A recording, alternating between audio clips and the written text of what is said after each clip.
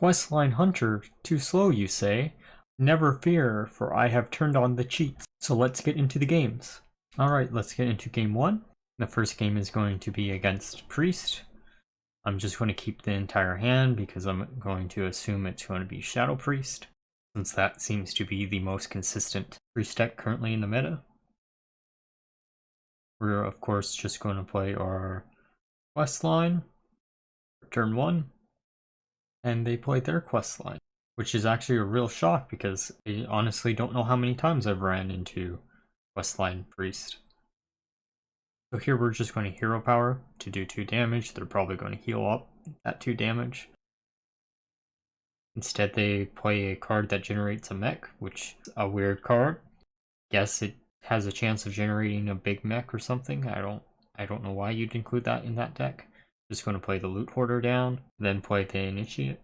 Draw into Aim Shot, which is nice, just for a quest. We're going to use the Rifle in order to get a secret.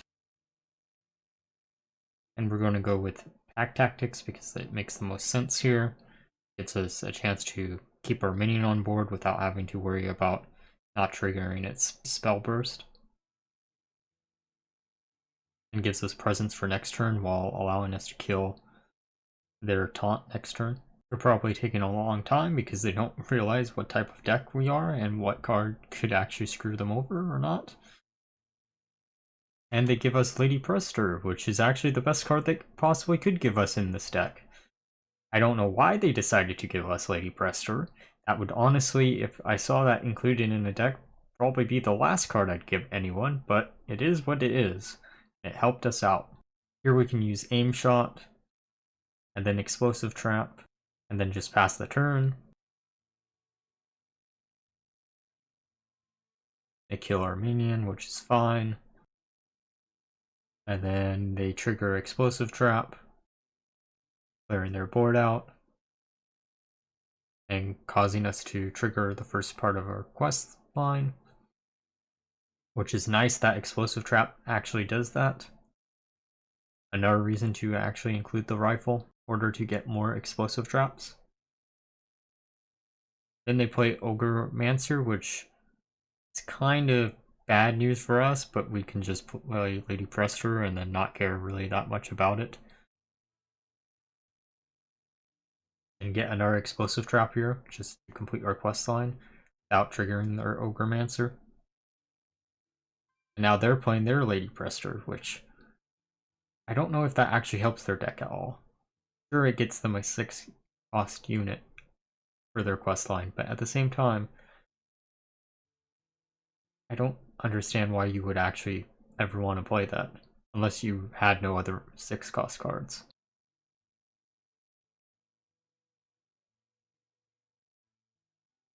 Here we can Wound Prey the Ogre Mancer to Hyenas, which allows us to just kill the taunt right away. We just use the Aim Shot to go face, complete another step of our quest, and then have our hero power do 6 instead of 2.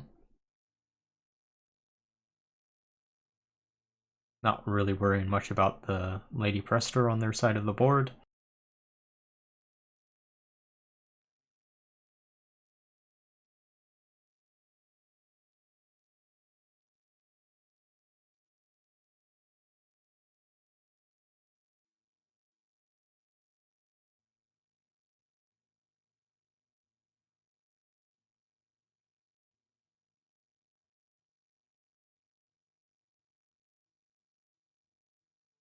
They'll kill our Pack Rider, which is fine. And kill our Prestor, which is also fine. And now we can just draw all the spells out of our deck, which allows us to easily draw into any dragons that we would later have in our deck. We can also just use the trackings here to try to get a Drake out of the deck. And we find a Drake for next turn, which is great news for us. So no matter what, next turn we should win the game, since Priest doesn't have any way to do this amount of damage unless they're Shadow Priest. Just going to get rid of the 6 And now we complete our quest 2. So even if they have a Mutanus, we have a 50-50 shot of still being able to pull off the combo. And even if we don't have either of the minions, we have enough spells to pull it off the other way. They're going to give their minion lifesteal, which is fine. Sucks that that card was actually nerfed, but I can see why it would be nerfed given how impactful it used to be.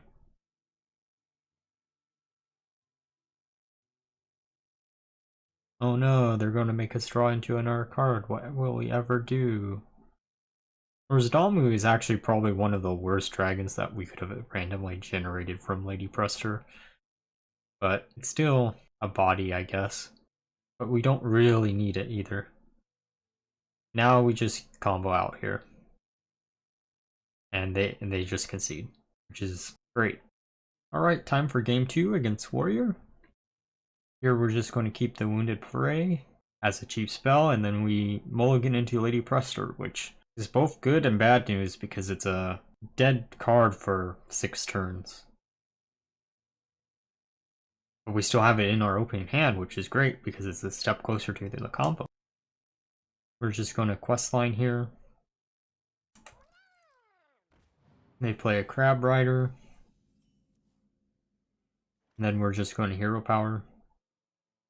Since there's nothing that we can really do. They get a weapon, which is alright. I honestly don't know what type of warrior they're playing. I think it's Rush Warrior, but it's weird that they would just play a Crab Rider by itself without any type of backup. They play a Berserker, which we will want to get rid of as quickly as humanly possible. So we're just going to coin out the Piercing Shot. Half of the first step of our quest. They're just going to keep attacking.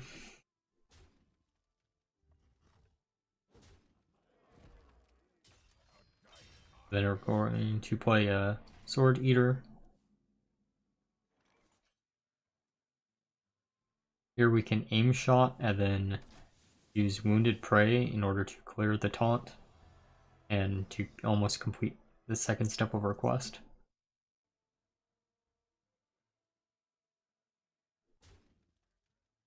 This is not what we stood for.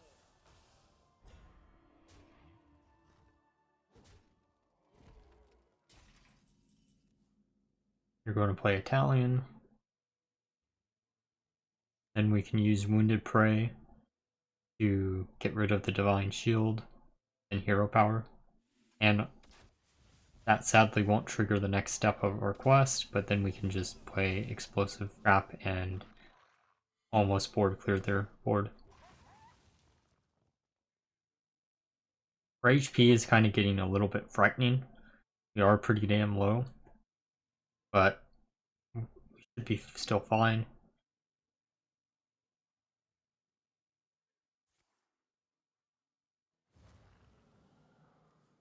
They draw into a Rush minion, so they are playing Rush Warrior.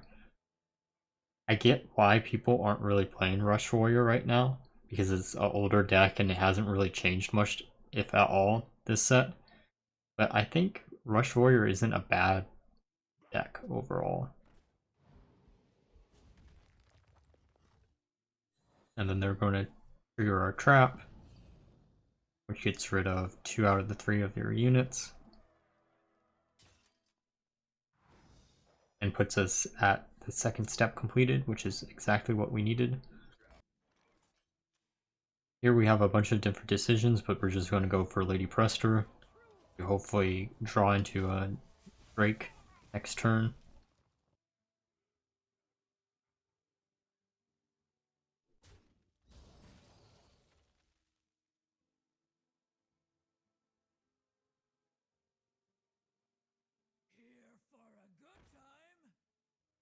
Because the Rush, I know they can't really do much damage to me in one turn unless a bunch of minions survive.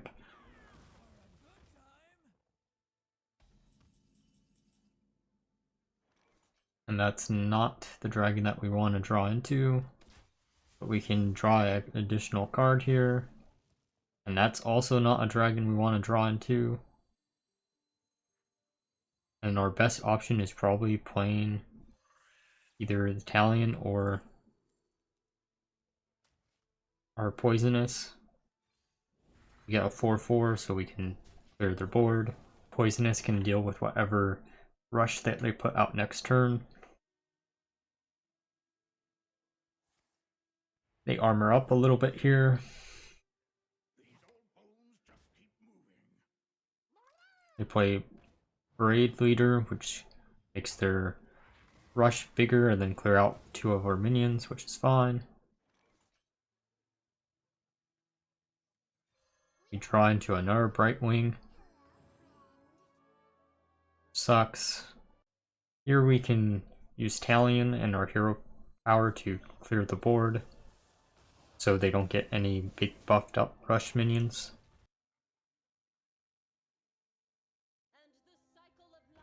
They play Alex Strazo on one of our low minions. I don't know why they play it on the minion. And then we draw into the Drake. And we win the game from here, no matter what. I am actually really happy that this person sat through me using the hero power 20 times in order to kill them, instead of just stopping after 2. Because, man oh man, does it feel great to actually pull off this combo. It definitely is a combo that makes it a non-win or a non-game factor for the other person. But it's sure a funny combo to pull off, especially because it's not really that consistent. Alright, now that we're through the games, let's get into the discussion of how well the deck did and why I built the deck how I built it. The deck overall performed better than I had expected since it's more of a meme build for Questline Hunter.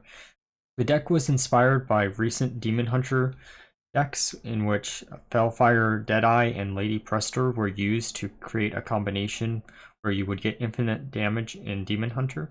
And I thought instead of remaking one of those videos, why not have a more unique twist on it using the Questline for Hunter, since I already wanted to make a Questline Hunter video anyways, and this would be a unique. The deck runs kind of similar to a merger of both a traditional Questline Hunter and Base Hunter. I went through a lot of different testing to see what combination of cards would work the best. I found out through testing, because we're running a lower amount of spells that some Questline Hunter decks use, that it would be better to include a lot of minions that could draw other cards from the deck. Cornelius was a card that I had thought about including in the deck, but then I wanted to keep using Talion in order to draw into Prestor, because then you basically could guarantee your combo as long as you drew into a Coldarra Drake. This combination was actually kind of more consistent than I had ever expected it to be, just because there's a lot of good dragons that are currently in the game's standard format. There's very few that you don't ever want to see, and the ones that are really impactful, you're most likely to at least generate one of them. You can also just rely on this stereotypical questline package in the deck in order to do enough face damage. I included a lot of cards that would draw cards such as Peasant, Blood Mage, Loot Hoarder, Mana Feeder, and so forth in the deck, just because you want to be able to consistently refill your hand whenever you can. Malagos would be a good option, but then it lowers the chance of you getting Prestor from a 4-dragon, which is something that I didn't want to do. These are some of the cards that I had either tried out or thought of that could be used as replacements for other cards in the deck. Each one of them having their own individual problems, such as Imprisoned Felmaw, you already run enough 2-drops that you didn't need to use it, and Prize Vendor, which you didn't want to give your opponent any card advantage. The 3 cards that would be closest to being added into the deck were Archdruid, Flightmaster, or Cornelius. I went against including either Archdruid or Flightmaster because I just wanted to go more down the traditional Base Hunter route And Cornelius wasn't used because then you couldn't use Talion as a card to tutor out Lady Prestor, which lowers the consistency. Some of the weird choices in this deck that I included were the Peasant, which honestly could probably be cut for some other one cost, but I don't know exactly which one that I would include over it. It was nice to have extra draw power, and the reason why I'm only running one is because there was A, no room in the deck, and B, most of the time it would just get instantly killed since it's a pseudo taunt. So if you got it early game, it was great, but if you got it late game, then it usually didn't even draw you a card. The other card that I almost wanted to take out, but I ended up not taking out the second copy, was the Runners, because of the recent nerfs. It's a lot more awkward to use the card, but it still is an overall good card because it allows you to generate a bunch of minions which you can use to board clear. I included Explosive Trap just to try to board clear some of the aggro decks, and Blood Mage just because it's a draw card, plus it's extra spell damage. But the extra spell damage I don't think ever turned up in any of the games. It was just a nice way to have a draw card in the deck. Ringling's Rifle actually allows you to control the board a little bit better because you get a random secret in which that you would not normally run in the deck. So it was a nice 4-drop to include. The reason why I'm not running Mankirk in the deck is just because I didn't see the necessary bits of running the card. Maybe you could include it over the Runner, but I don't really recommend it. People get caught off guard when they see Lady Prestor in a Hunter deck. It's not really something that is seen that often, and probably a good reason. Lady Prestor as a card, this expansion has actually been a pleasant surprise because it has fit in a lot more decks than I would have ever expected it to. Now, this isn't probably the best home for the card. Evolved Shaman or maybe Questline Paladin would be a better fit overall, but this still generally fits in this deck if you don't really care that much about your win rating. Though I did manage to pull off this combo 5 times within 18 games, which is actually pretty impressive, since there is nothing the opponent can actually do if you pull off the combo. Now, that being said, those games were many of the games that the deck actually won. I don't know if it's because I wasn't used to the deck and I was experimenting too much with what cards I was including inside of the deck or not, that it had only a 30% win rate by the end of it testing. But I expect with a more refined list as I got towards the end of testing, the deck would actually perform better overall, and I just didn't want to spend more time trying to test out it. So if you enjoyed the video, please leave a comment, like, and subscribe to the channel, as it would really help out. If you have any feedback, you can leave it in the comment sections down below, and until next time, bye bye.